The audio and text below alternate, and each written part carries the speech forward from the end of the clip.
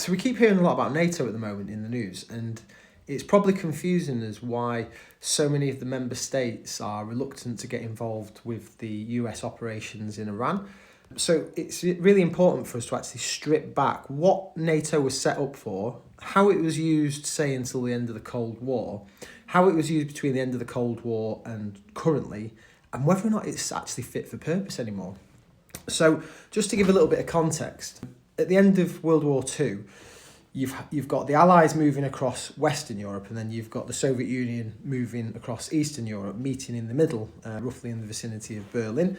And so Germany was split into two, with half going to the Allies, half going to the Soviet Union. The Soviet Union had been essentially up-armed, supplied, equipped by the US and by Britain with the convoys.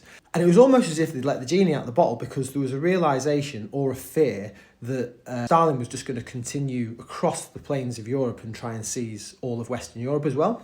And you even had General Patton on the US side saying that, trying to implore Eisenhower to continue pushing the US right into the heart of Moscow, because essentially they realised that that was going to become the next threat. Now, that didn't happen. Instead, the Cold War started.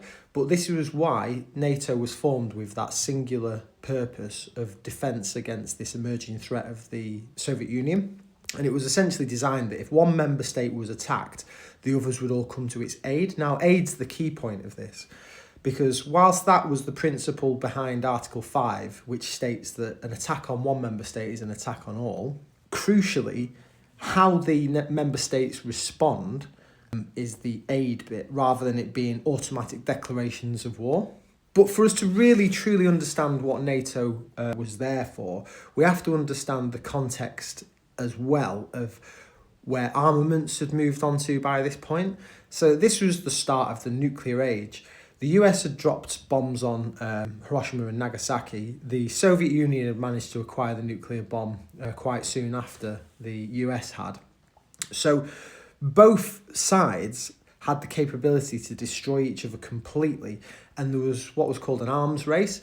And nuclear proliferation saw literally tens of thousands of nuclear devices being built and stored on either side of the Cold War. And this led to the doctrine of mutually assured destruction, acronym MAD. And it literally was mad, because the logic was very simple and very terrifying. And this is what all of our parents, grandparents would have had to have lived through throughout probably their whole lives.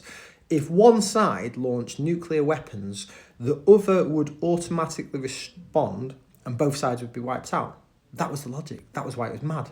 There would be absolutely